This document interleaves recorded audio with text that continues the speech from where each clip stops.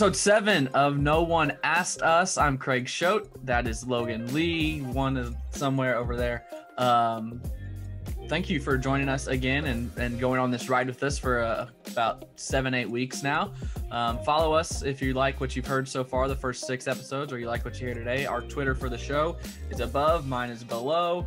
His is below. We've got YouTube, Gmail email account, and listen wherever you get your podcast. Subscribe if you like what you hear.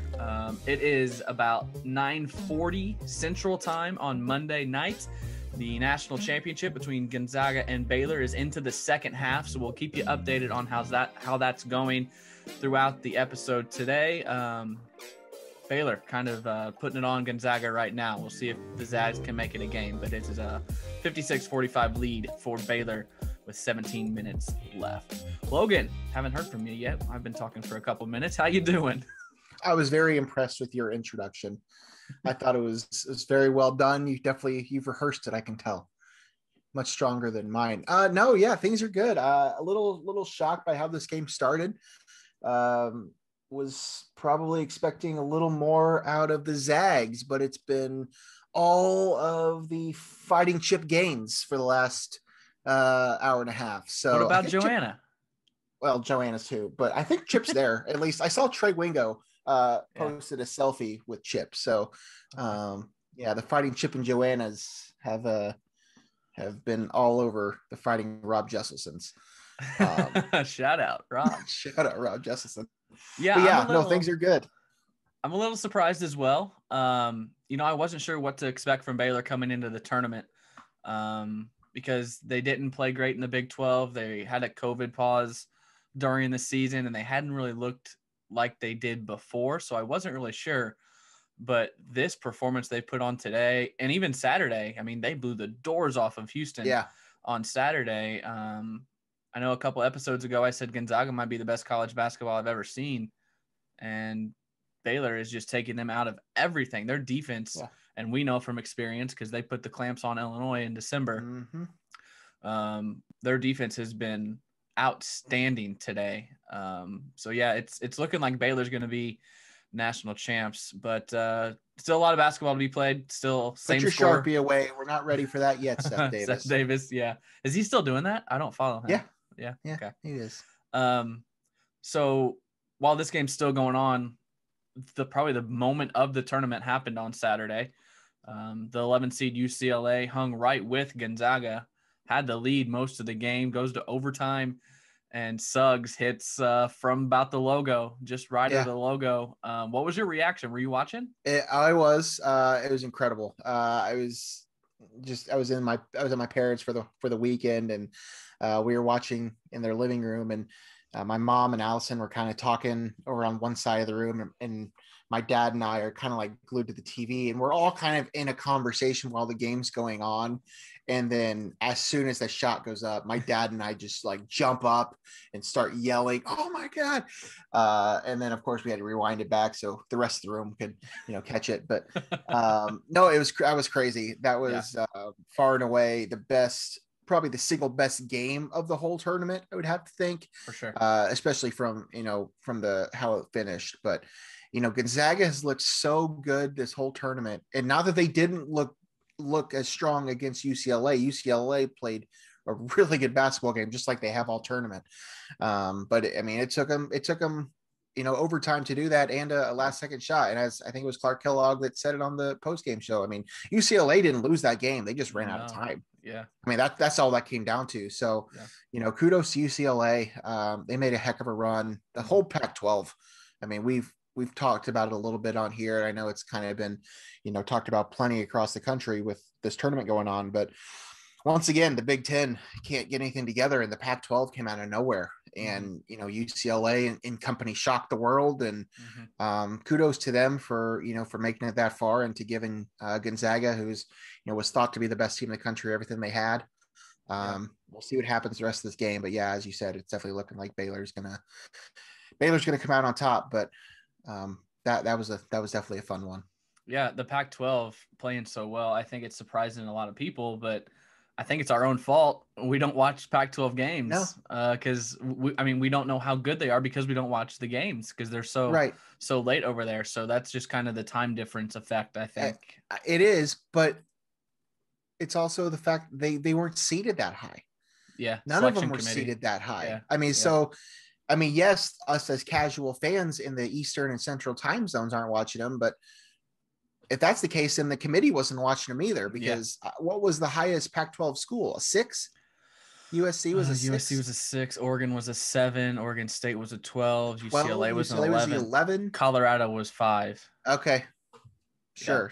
Yeah. So I mean, sure, that goes on, us as a viewing body for, for not staying up to watch Pac-12 basketball, but the committee didn't exactly have them all that highly favored either. So a lot of factors that go into it. I mean, the Pac-12 just as a whole, the last few years just hasn't been as strong. But COVID was obviously a factor too. And I know that was an issue from the very beginning with especially the California schools getting started later.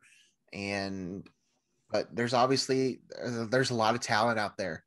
And I know Gonzaga's not a Pac-12 school, but they're a West Coast school. And it's there's a lot of good basketball out there, but nobody really seems to watch that much of it. So right, except for Bill Walton, who had 5 Pac-12 teams in his Final Four. Baylor takes a 13-point lead on a filthy alley-oop by I can't pronounce his name, Chamdi Chachua, I think, something like that.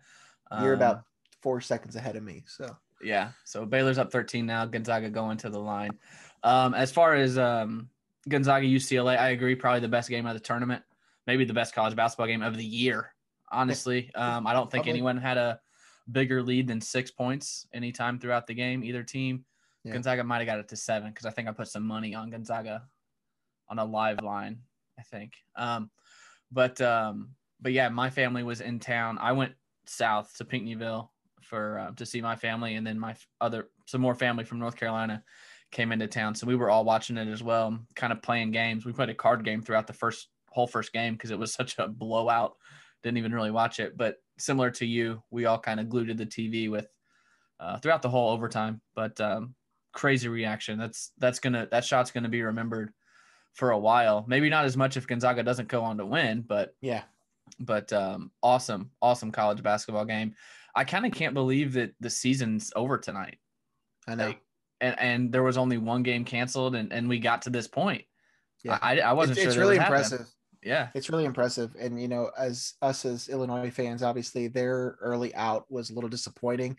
So the past few weeks have probably been a little longer, for us. I was listening to Underwood's press conference today, and kind of his reaction, the fact that he hadn't watched any games and all this stuff. But yeah, it's gone off pretty well, I would say. There's as you mentioned, there was just the one game that they got canceled during their tournament. Kudos to the NCAA and to Indianapolis for pulling it off. I mean, they obviously used the bubble plan, the bubble idea to an extent that, like the NBA and the WNBA did, not quite as tight on the bubble aspect of it for all people involved. But, as I said, kudos to them for putting this together and making it happen. And, for the most part, going off without a hitch. I've been impressed with how they've been able to do it, with having fans there. And it's been nice to have, in a year. The last year and a couple months have been a lot of uncertainties. And when they first announced that they were going to do this back whenever it was, I like many people were probably skeptical about it. But they've done it, and they've done it well. And by the end of tonight, we're going to have a national champion. So Gonzaga's got it down to 9 now, 58-49 with 14-15 left in the game. Can I have a hot take here? Yeah, absolutely. I think this is a hot take. I don't know that many people would agree with it. You're going to give a hot take, or you want me to give a hot take? You have a hot take. I have a hot take. Oh, okay. We need to have a graphic for this. So talk to our production team about getting a graphic ready. All right, with some sizzle, like the fire sizzle. Yeah, absolutely. I don't even know how hot it is, but I think I probably am in the minority here. Can we have the NCAA tournament in Indiana every year? I love it. I don't think you're in the minority. I love it as well. I I think Indy is a perfect location for it.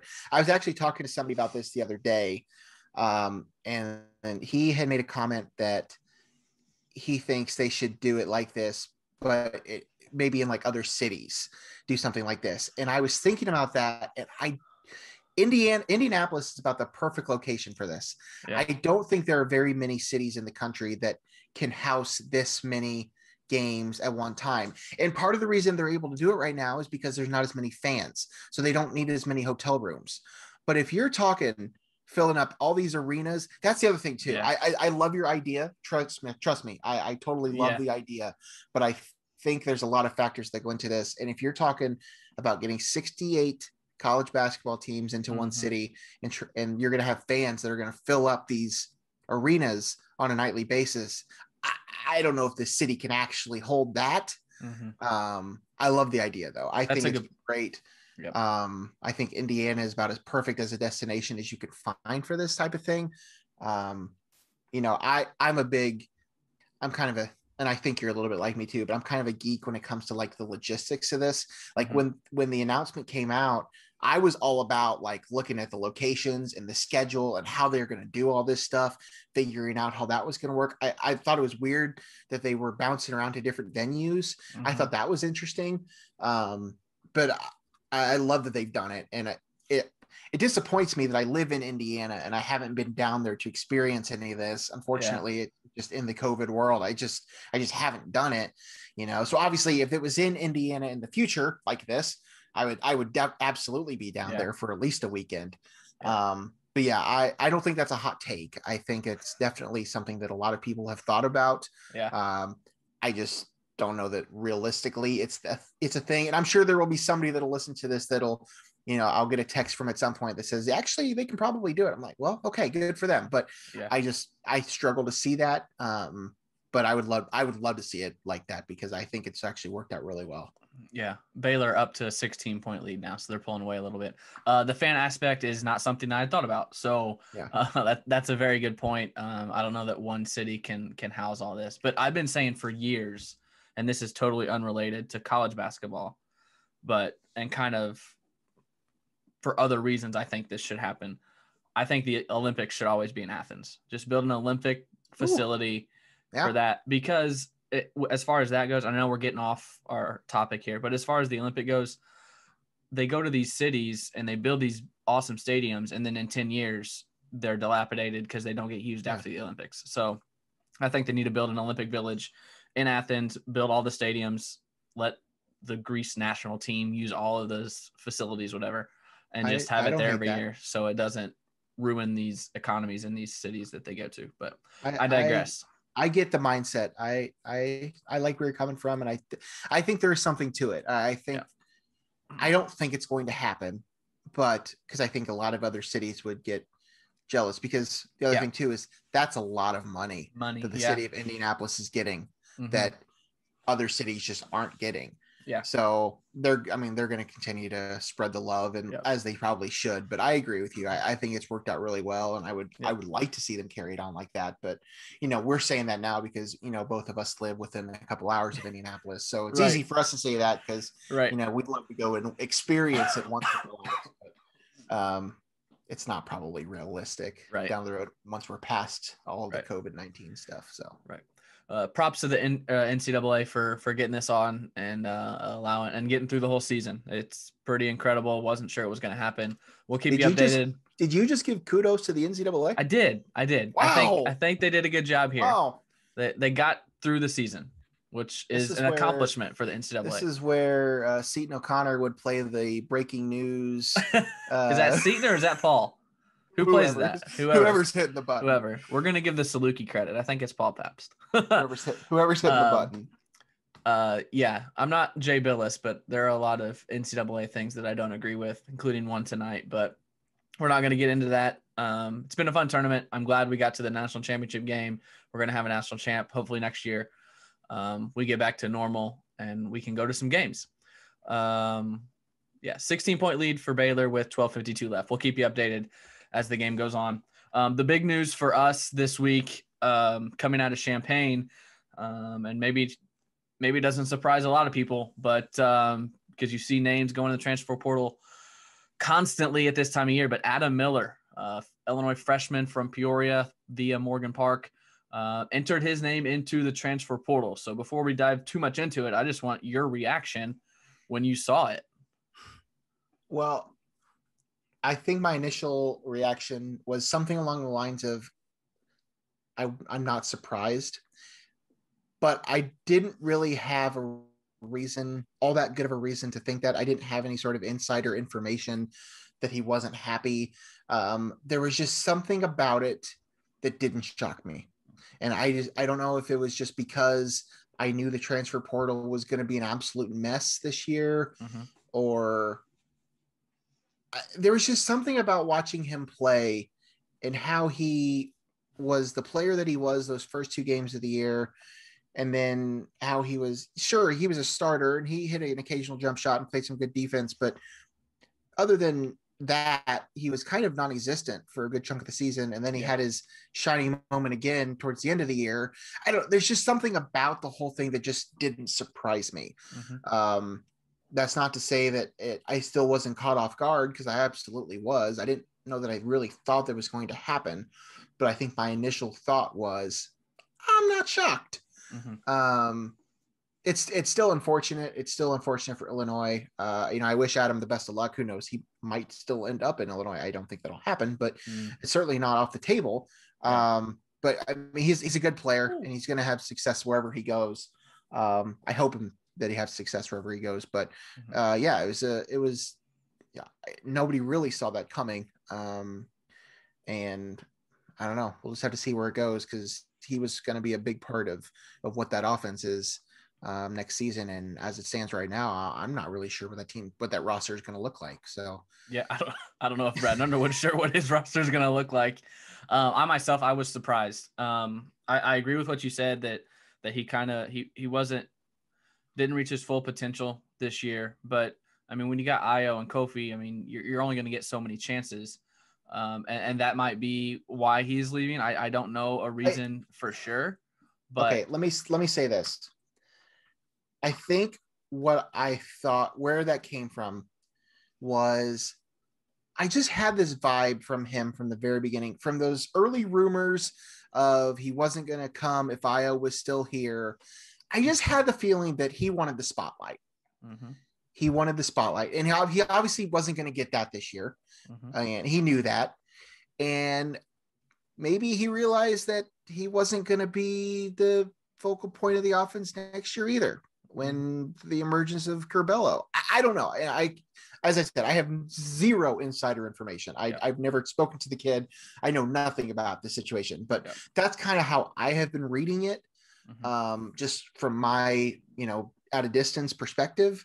I just thought maybe that might be the case. I think he might have just wanted to be the focal point, and he just realized that even after Io left, he probably still wasn't going to be the focal point. Now, I don't know that I totally even buy that, though, because he was going to be a major contributor if he was able to do it. Yeah. I mean, because Curbelo was going to be he's the reigning 6th man of the year. He's the one that made all the noise this year. Yeah. That doesn't mean that Adam Miller still couldn't have been a super productive player. So I don't know. Again, I'm just kind of spitballing here with how I viewed it, but I don't know.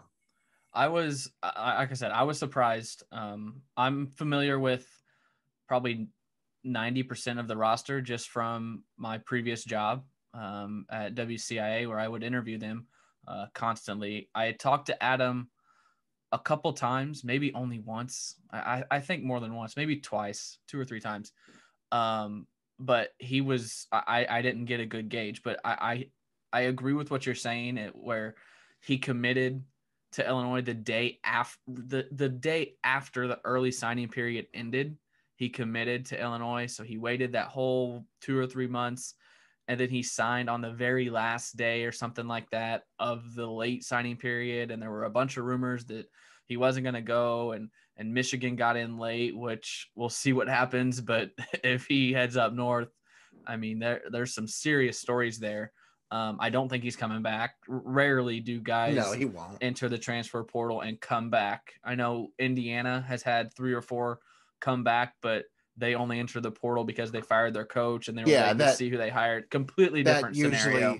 Usually only happens when there's a coaching change. Yeah. So I don't foresee much of a chance for Adam Miller to come back, but I agree with most of what you said. That I think he probably understood that this freshman year for him, he wasn't going to be the superstar, but he kind of expected, once Io's gone, it's my team.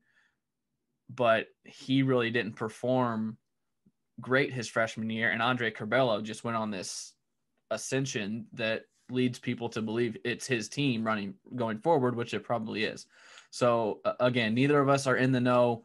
Don't talk to the team anymore. Don't really have inside sources, but there is a lot of talk out there that people were in his ear. And when that happens, it's normally stuff like this is what comes out of it. So it's going to be, you touched on it. There's not going to be many familiar faces on this Illinois team.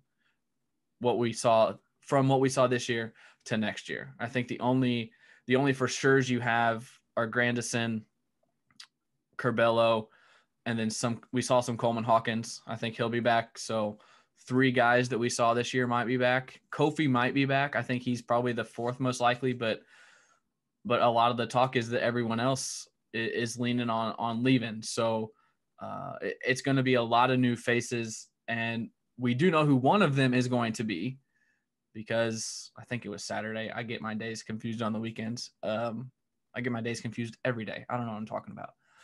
A Florida big man, Omar Payne, transfer from Florida, committed to Illinois. He played significant minutes, I think, for Florida. He was a sophomore, so he's got 2 years left. About 15 minutes a game.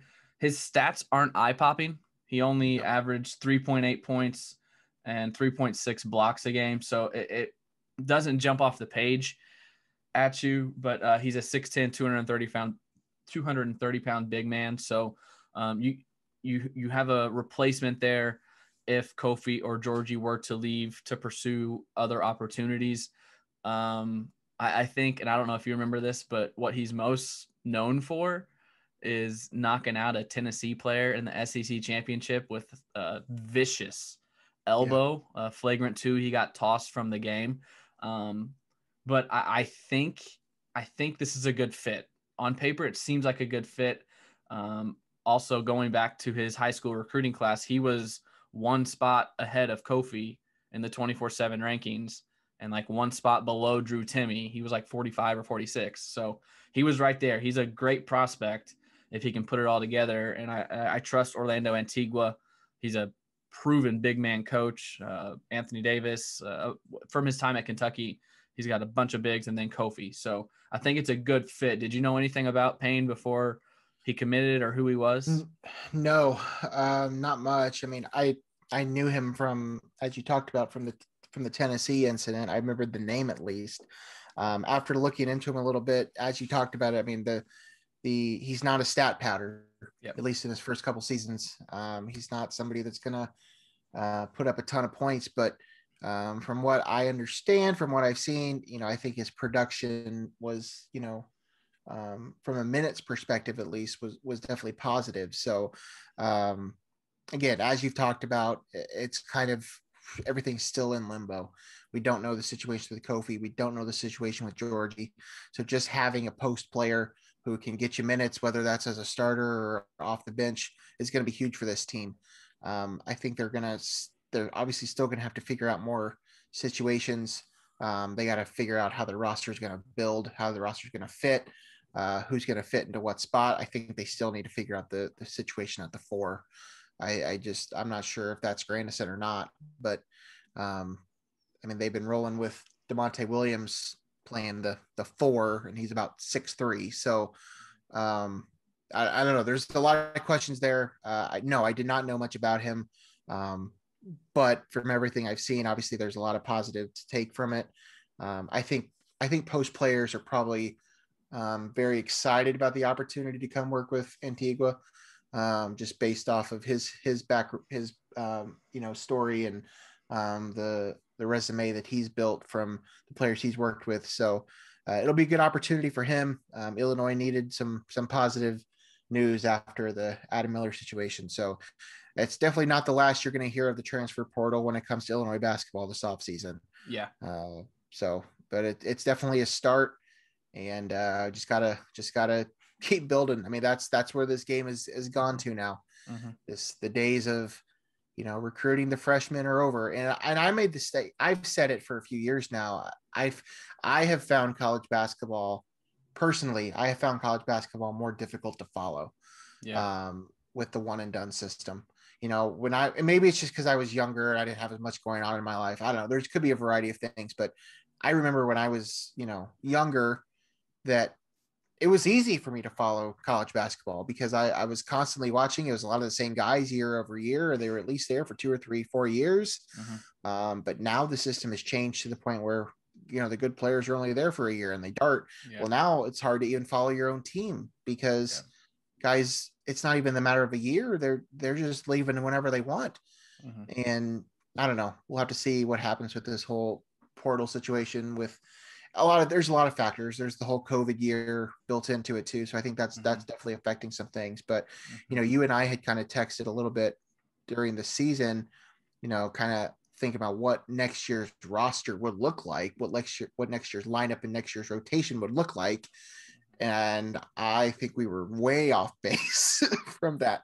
I mean, I think we pretty much thought we knew what it was going to be. And it was pretty set in stone, but yeah, I don't think that's going to be the case. I only know, I would say 2 starters for sure. I think Curbelo and Grandison.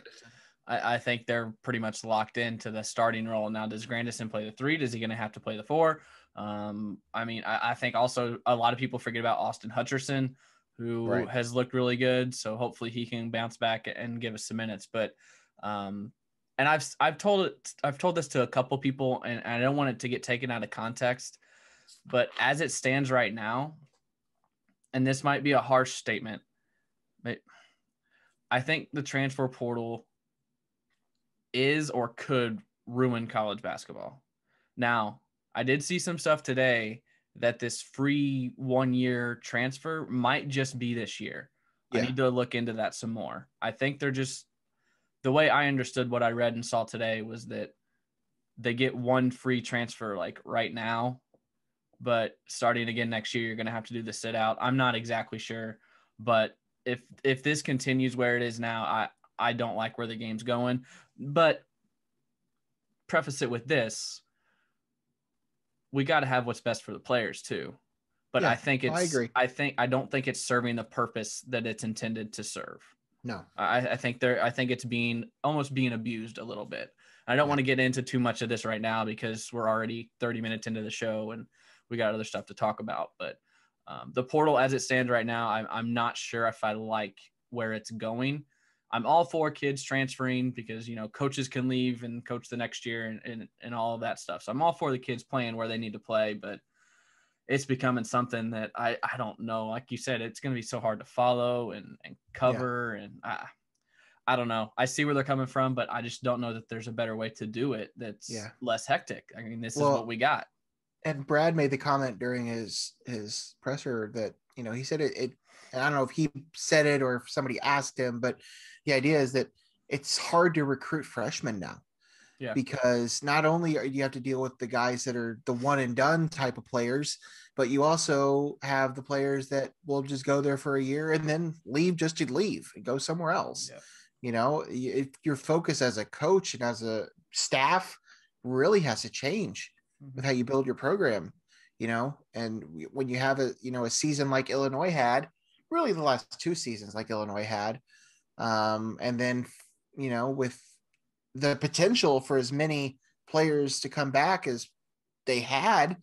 And then if you end up with 3, maybe 4 of them back, that's a blow. I mean, that's hard. That's going to be really difficult to figure out. But I mean, Curbelo coming back will be, obviously a nucleus. If Covey comes back, I think they're dangerous. But that's still a big if. and they're still going to have to build more around that. Another thing I don't like is Kofi has until mid-July. Yeah. Like he can keep his name in the NBA draft till mid-July. So Brad Underwood might not know his starting center until late July, which that puts coaches in such a bind. I could go on hours for all this stuff, but we're going to move another on. day. Another day. As of now, Io and Kofi have not declared for the draft. I'm assuming that's coming, but as of now, they have not declared, but we expect them fully to at least declare Io to keep his name in. We'll see with Kofi. So we're getting deeper into the second half, 6.5 minutes left. Baylor still up 13. So Bears getting closer and closer to national championship there. Moving on now to the coaching world. Some big news, and I want to preface this with speaking to all you PR people. Do not release real news on April Fool's Day, please. Although I know this is real. We know what's real and what's fake. But at first, I thought it might be an April Fool's joke. But Roy Williams has retired. The coach for the North Carolina Tar Heels hangs it up after how many seasons with North Carolina? A lot. Since 2003. 03-04 was his first year. He won 418 games with Kansas and then 485 games with North Carolina. Did he win a lot of wins? No national championship with Kansas, but 3 with North Carolina. And of course, he was the head coach of the 2005 national champions that took down Illinois in the national championship game. Only one. Why do you need to bring that up? Why is that relevant? We're on a show here that why is that relevant? It presents the facts. Whatever. And it tells people who this guy is. If they didn't know who he was, they might know him as the coach that beat Illinois in the national championship. Maybe Roger Powell is cursed. Maybe he's the reason Gonzaga's. Maybe Roger can't win a chance. Sorry, I was really pulling for Gonzaga. That's a low blow. I wanted Roger Powell to win a championship, but maybe. Anyway, go on. Go on to your go. He's going to be a head coach someday. He's going to be a head coach. Illinois State. Looking at his records, he only had one losing season his entire career, and that was last season, 2020. They went 14-19 at North Carolina. Funny how that works.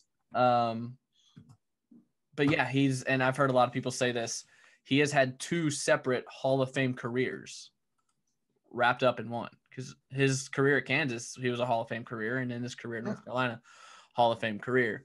And then they moved quickly. He said that he retired and he suggested a name for his replacement. And I believe that the name that they hired was the name he suggested. They went with Hubert Davis for his replacement, who has been on Roy Williams' staff, I believe, since 2012. So he's got some assistant experience, and he played at North Carolina, graduated in 1992. So they keep it in-house. What do you think of North Carolina's moves? First, Roy retiring when he did right now and bringing in Hubert Davis. I think Roy was I think he was just a little tired of trying to adjust. Yep. I think he was going to have to adjust again to a new style of recruiting and program building. And I think in his 70th year on this planet or something along those lines, he just decided he just didn't want to do it anymore. And I think he ultimately said something like he doesn't feel like he's the right man for the job or something along those lines. So, You know what? I give the guy credit, give the guy props. He's obviously a heck of a coach. Had a long career with both of those schools, two blue blood college basketball programs. I mean, if we're not talking about, winning at Tulsa or something, I mean, this is Kansas and North Carolina. It really doesn't get much more blue blood than that. So, obviously one of the greatest coaches of my lifetime. So props to him, for, hanging it up when he did. He was never going to be forced out of North Carolina, but I think he was just more along the lines of he just didn't want to have to put up with it anymore. So, in terms of the Hubert Davis thing, I think my text to you said something along the lines of it wasn't a sexy hire. Yeah. And I don't think the Mike Woodson one in Indiana was either, but I do think both of them could potentially be good hires. I mean, I knew Hubert was there. I mean, I obviously knew him more from being on College Game Day for a few years. Yeah. With on ESPN, but I don't know. I thought, and I think one of the tweets I saw from Jeff Goodman or whoever it was said that, they went after the obvious people you would probably guess. Yeah. I'm not sure. I don't have names. He didn't specify who they thought might want that job. Mm-hmm. And when nobody apparently wanted it, they offered it to him. So, I think he obviously is potentially the right guy if that's who Roy thought should be it. And Yeah, as you talked about, has the experience coaching and playing there and everything else. So we'll see if it works out. yeah. Who would you? I mean, we talked about a couple names offline, but Yeah. who do you think were some of these big fish coaches that you think they might have tried to get? It's tough. I'm not really sure. I mean, everyone goes to Brad Stevens.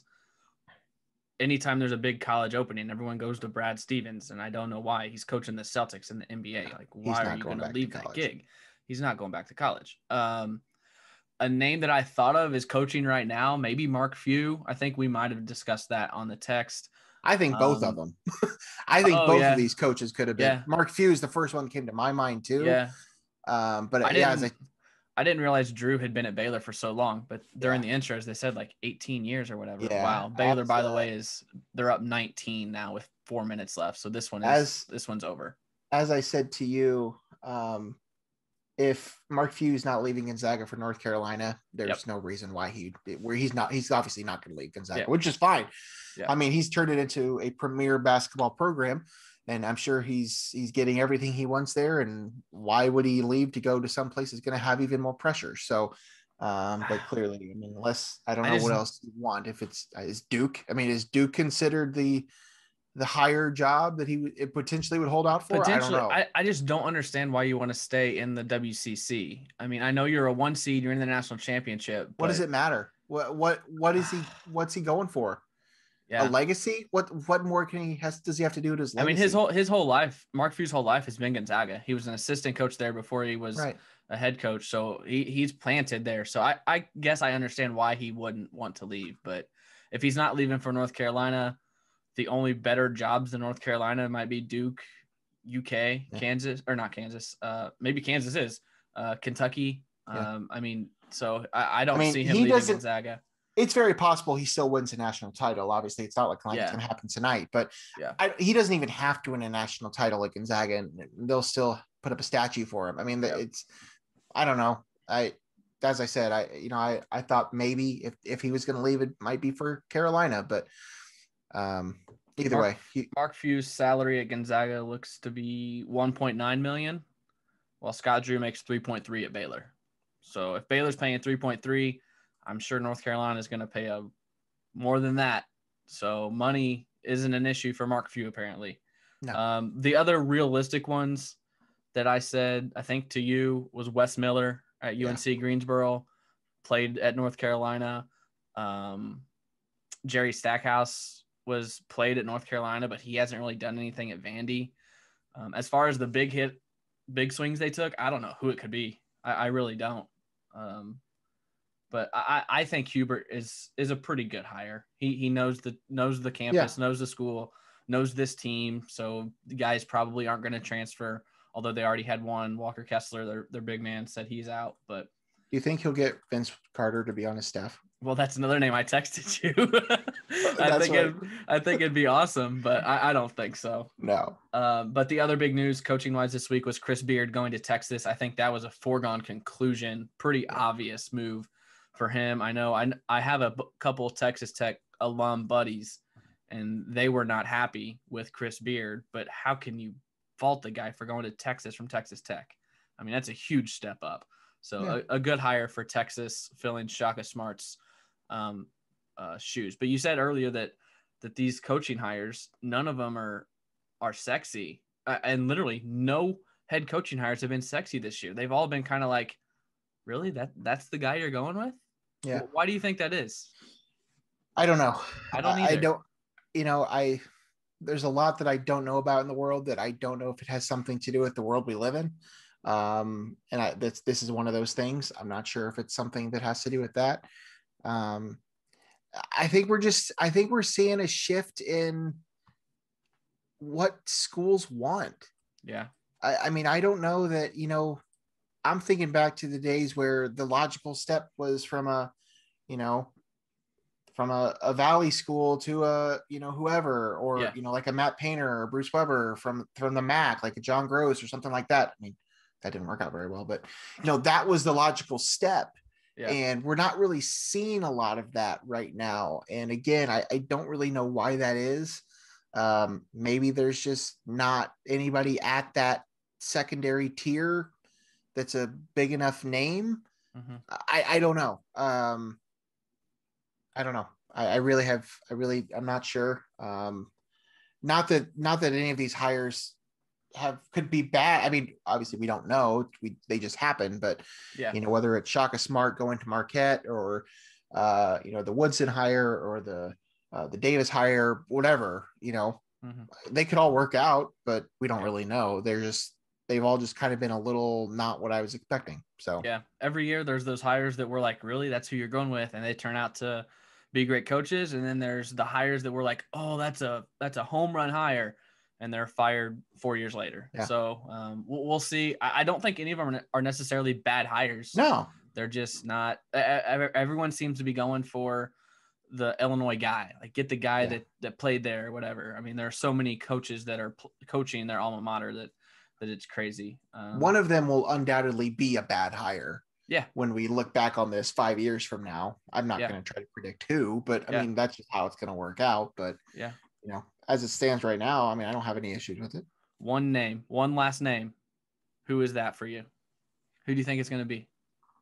Oh, that I think is going to be the hire that's just say the name. Mike Woodson.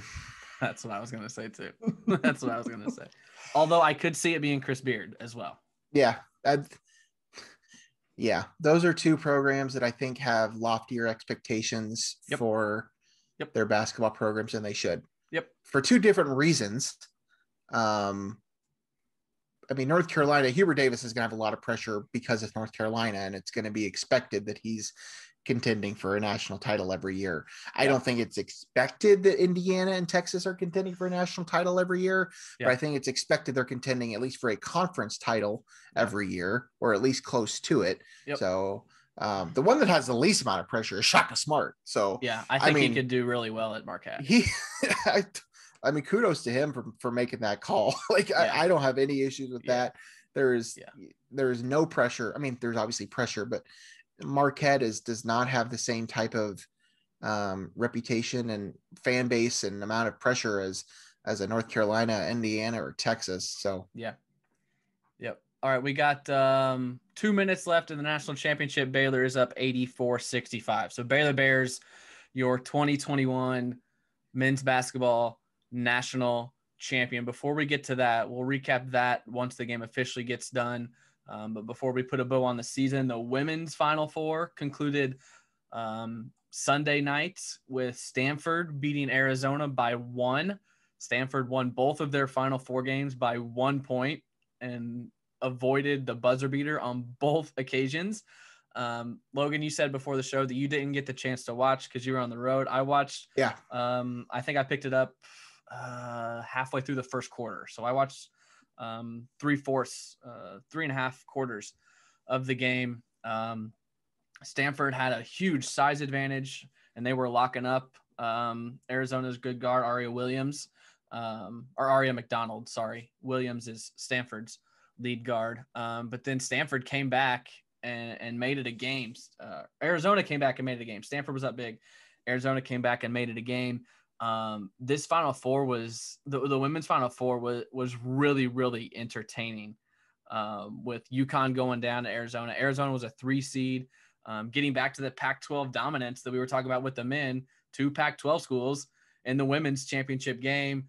Some great storylines there. How much did you get a chance to watch, and what did you think of Stanford beating Arizona, the 3 seed, the Cinderella?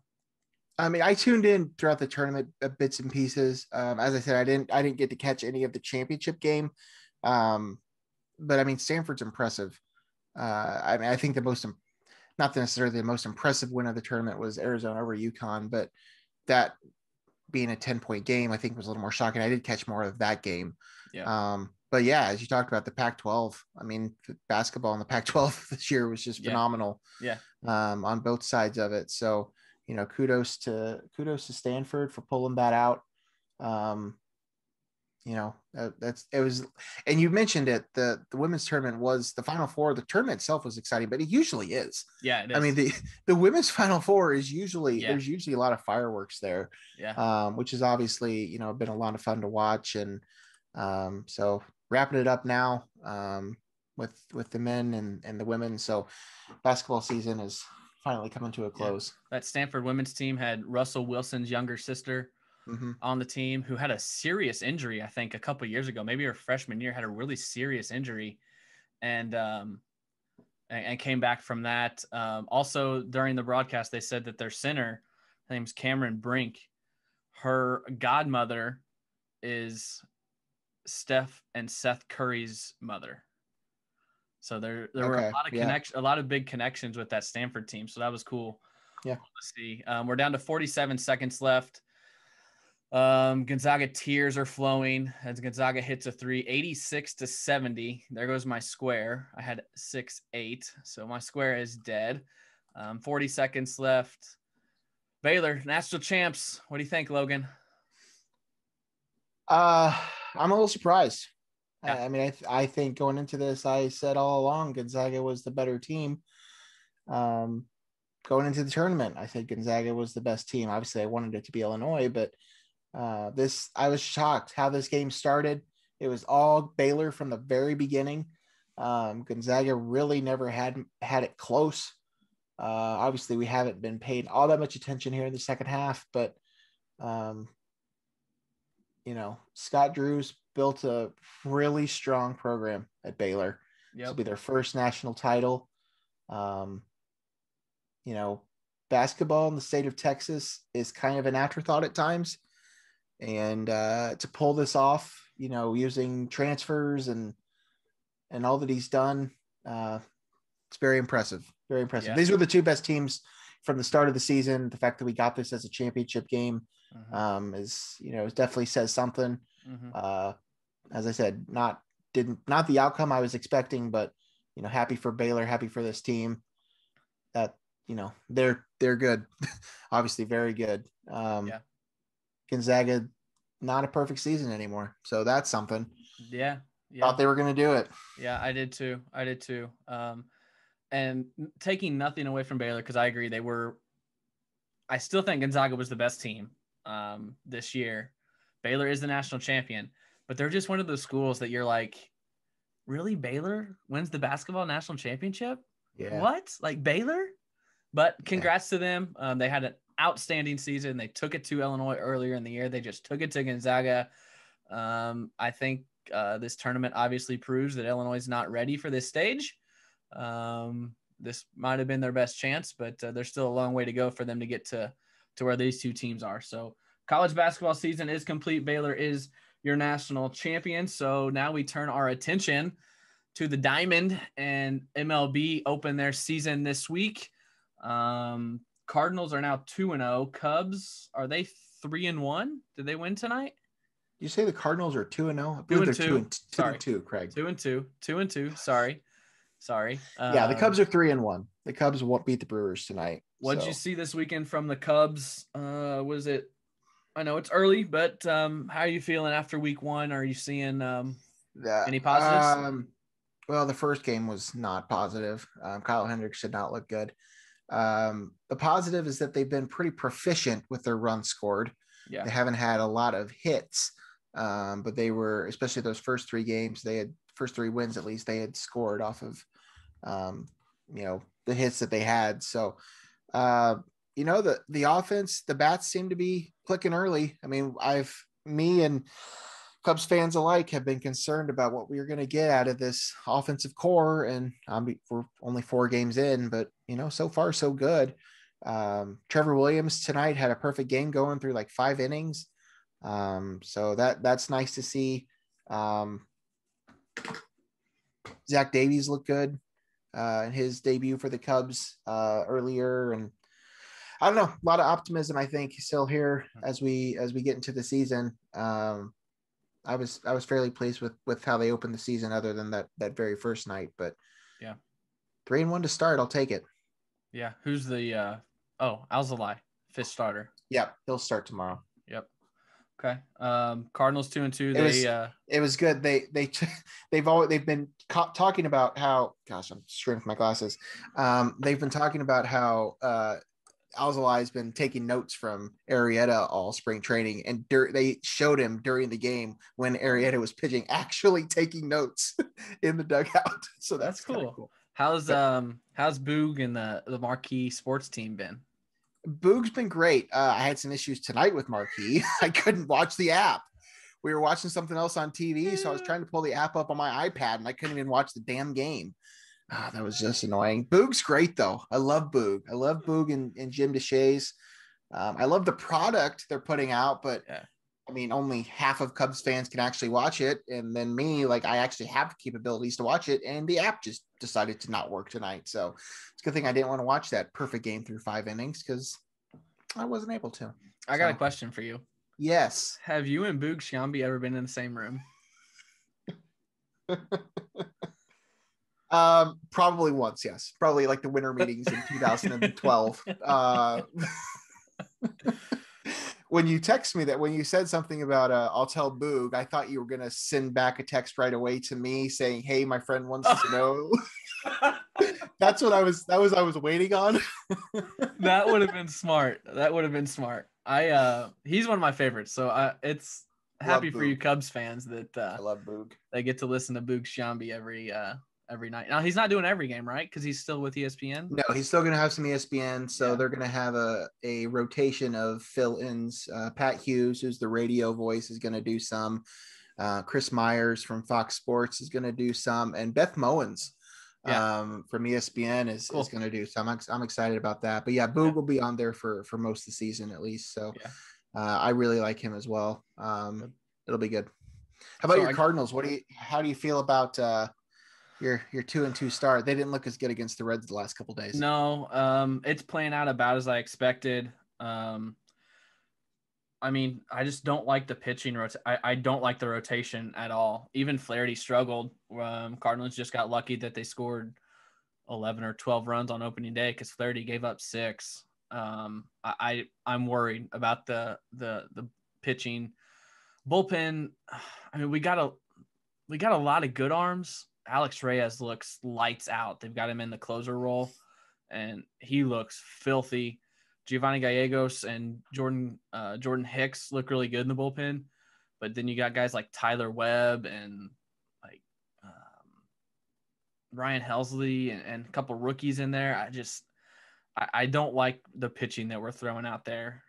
So I'm really concerned about that. So when the bats are hitting, I'm less worried, but after the 5 spot, I'm still concerned. Like, we got Tommy Edman, Goldschmidt's hitting in the 2 hole, Arenado's the 3. They've had the Young in the 4. But then you roll with Tyler O'Neill, Yachty, Dylan Carlson, and then whatever podunk right fielder they throw out there. They've been playing Justin Williams. They played Austin Dean tonight. You're just getting no production from the 5 spot down, and that's really, really worrisome. So there are a lot of holes, kind of what I expected. And I know we're only 44 games in, but total overreaction here. I don't see a playoff team. Just because, I mean, the starting rotation it's not there. Now, have you seen the rest of this division, Craig? I know. I mean, I think the Cubs are a better team. I really do. I mean, maybe from the offensive side. I mean, I don't know. We'll have to see. I was gonna say. Now we're 4 games in. Mike Maddox will work something, and Wainwright will win 15 games, and Carlos Martinez will strike out 200 batters. And I think the Cubs and the Reds have probably the strongest offensive nucleus in terms of number of bats. Yeah. I think the Cardinals have the best 1-2 punch in terms of bats. Yeah. I think the Brewers probably have the best rotation. Really? I don't know that I can name I think I can name overall, one at of their least starters. based of last year. I mean, in terms of nobody has a lot of great pitching arms. Yeah.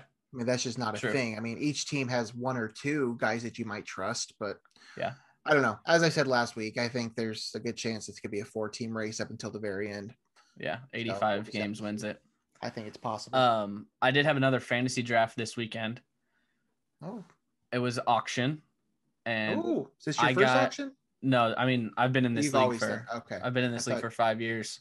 Right. But I didn't get any of the guys that I targeted and budgeted for. So I got stuck with Chris Bryant.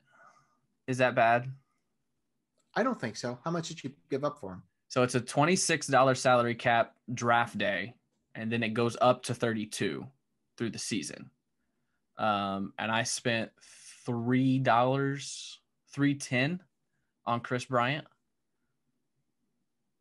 I had him at you might have overpaid for him, but yeah, I had him for $5.10 last year. The last 2 years, I've had him for $5.10. And I didn't keep him. I threw him back into the draft, and I got him for $3.10. My targets were Carlos Correa, who went for $3.50, which looking back, I probably should have gone for that. But he went early in the draft, and I was trying to save a little bit of money. But yeah, that's about the only big name I got. Noah Syndergaard, who's hurt, I got for $1.10. So hopefully he comes back healthy and can give me some Ks, because my pitching is not very good. Not very good. But that's what I did this Easter weekend. I spent 7 hours in an auction Zoom draft while my family was eating Easter dinner and having fun around me. I was sitting in the recliner. My dad had one of those on Saturday morning. He went to it. It's a very old school style league. I had no idea that that's how in depth it was. We were sitting there talking about it. It's one of those NL only, and there's a lot of weird rules to it that I was like, no, I'm good. Yeah. I don't need to. Yeah. I don't need to be in that. We will dive more into baseball in depth as there are more games that we can cover. Of course, there's only been 4 for each of our teams as of this recording. So we'll get more into baseball now that basketball's over. We'll get some football talk on here. There was a big NFL trade today. Sam Darnold going to the Panthers for a price that I thought the Bears could have easily paid. I know there are a couple of our friends that don't like the Sam Darnold move, but I think he would have been better than what they got. So we'll talk a little NFL as the draft comes closer. I think it's this month, right? Isn't the draft this month? Yeah. April. I don't remember what day. But usually around my birthday at the end of the month. Oh, we got to have a special birthday episode for Logan. Big 3-0. The other thing this week that I want to touch on quickly, Logan knows nothing about this. The Masters tees off on Thursday morning, I guess, from Augusta National. I'll just run through the odds real quick. Dustin Johnson is the favorite at 9-1. Justin Thomas at 10-1. Jordan Spieth and Bryson DeChambeau 11-1. John Rahm 12-1. Rory McIlroy 14-1. Brooks Koepka looks like he's going to play this week. There was talk that he was going to be out for a couple months with a knee injury, but he is 25-1. Wouldn't expect much from him because he is coming off of knee surgery, I believe. Jordan Spieth won his first tournament in a couple of years this week, so he's playing really good. Logan, how much do you get into the Masters or golf during the year? Do you watch the majors? I'll tune in every once in a while on a Sunday when I'm sitting around. But I mean, I don't follow it a ton, but yeah, I will tune in to some of the bigger tournaments, and but I'm not an avid follower. Yeah. I'm also not very good at it. So like playing it, I'm not very good at anything, let's be honest. But yeah, I mean, I enjoy watching it from time to time. But yeah, it's gonna be good. I mean, maybe the best part is just the scenery of Augusta National, all the flowers in bloom and the bright green grass and the azaleas and all that stuff. So it's going to be fun. A lot of talk about Jordan Spieth playing, kind of getting back to his form from 4 or 5 years ago and finally winning. I don't think he wins. It's tough to win back-to-back weeks on the PGA Tour. So I would probably fade Spieth this week. Of course, the Masters was just in November because they had to reschedule the 2020 from April because of COVID. And so they just played the Masters a couple months ago, and Dustin Johnson just went off and shot 20 under. I think he was like 4 or 5 shots ahead of second place. So he's the favorite. Again, hard to repeat at the Masters. So I'm not going to go with Dustin Johnson. I haven't fleshed out everything quite yet as it's Monday night. I do a pool for the 4 Masters. You get 6 golfers and drop the worst score, and best aggregate score wins the weekend. And then there's a year standings as well. So we do all 4 majors plus the Players Championship. So Wednesday night, I'll make my picks to get those in before that we tee off on Thursday. Not sure who I'm going to go with. I got a pretty good source that I go to for my rosters for that, and I've done really well. So I'm waiting on them to release their picks for that before I enter mine. But where will your Masters preview be posted at for the listeners that want to see what you have to say? I don't do a preview. I just pick 6 golfers and hope they play well. And I mean, I don't watch as much as I used to. Most people might know, I don't know, most people might not, that I've been playing golf since I was 3. I took it really serious in high school. I played in high school, and then kind of just leisurely through the rest of my life. But my grandpa was the manager of the course down in Pinckneyville. So I've been around the golf course for a long, long time. So I enjoy Masters Week more than anything. If I could trade places with one person for this 7-day period, it would be Jim Nantz, because he just called the Final Four national championship, and now he goes straight to Augusta and calls 4 days of the best golf in the world. So I'm maybe really he needs excited a for personal assistant. Yeah. Although I have been very displeased with Jim Nantz this NCAA tournament. He's really, really struggled with a lot. I know what you're going to say, but go ahead. I don't want to say it. Is he losing his touch? Yeah, that's what I was getting at. Yeah. I mean, I hate to say that, but I mean, he's still one of the best. He is, but I've caught a lot of things that during the, from the Big Ten tournament on through this NCAA tournament, several things that he said that Yep. There's a lot we don't want to get into right now. There is one final thing that I want to get into. And it's more NCAA talk. And I just told my family this weekend. I don't know how you feel. Might be another hot take, might not.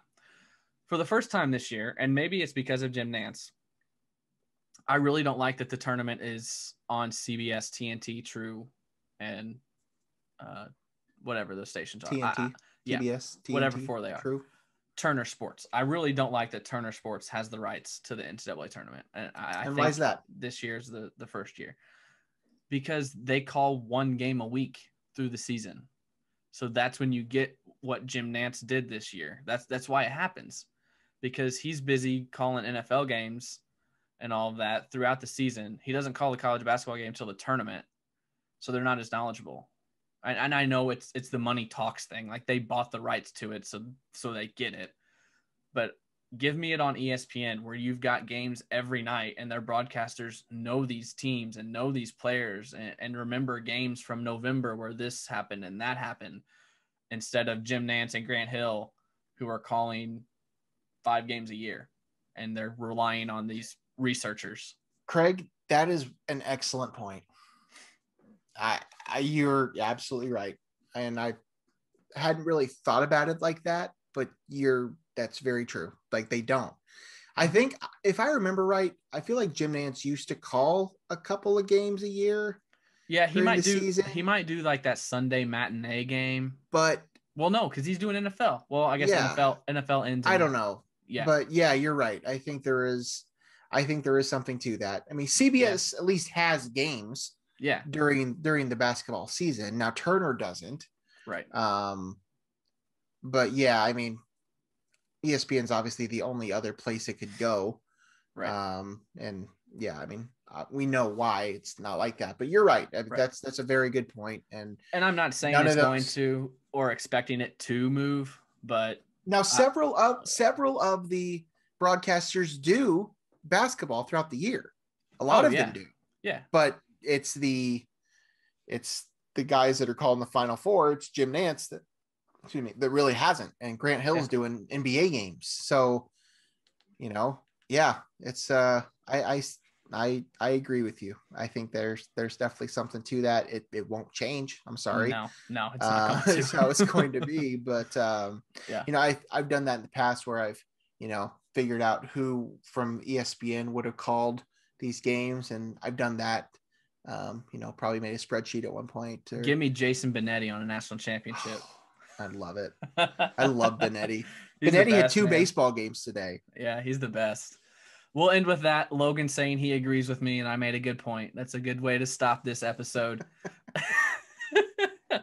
We have not figured out our plans for next week's episode. I'm going to be out of town, but we'll figure it out, and we'll get something cranked out for you guys. Those 5 of you that listen. No, we got more listeners than that. And it's growing. Really? Share it with your friends, retweet it, give us some publicity. We need to get up there. Logan, you got anything else before we go? I don't think so. I think, we started this show because of basketball. That was really the driving force behind it. So now that basketball season's over, it's obviously kind of bittersweet, but I'm excited to, keep this going and bring up some other things. And as we've talked about, we're going to have to come up with some new subjects and topics and things to talk about. We have some things that we've kind of been throwing around that we might incorporate a little bit, but it's going to be fun. We're going to have a lot going on here this summer. So looking forward to it. Logan's suggestion for tonight's episode was favorite holiday candy. So I had just gone to CVS. We'll get to that. They had all of their Easter candy on sale. Yeah. So I stocked up on some Reese's eggs. So that's why I was thinking about that. I figured. We'll get to that eventually. Thanks for listening to episode 7. I'm Craig Choate. That's Logan Lee. Follow us below or above. Tell us what you want to hear or ask us any questions. We will see you next week. Bye.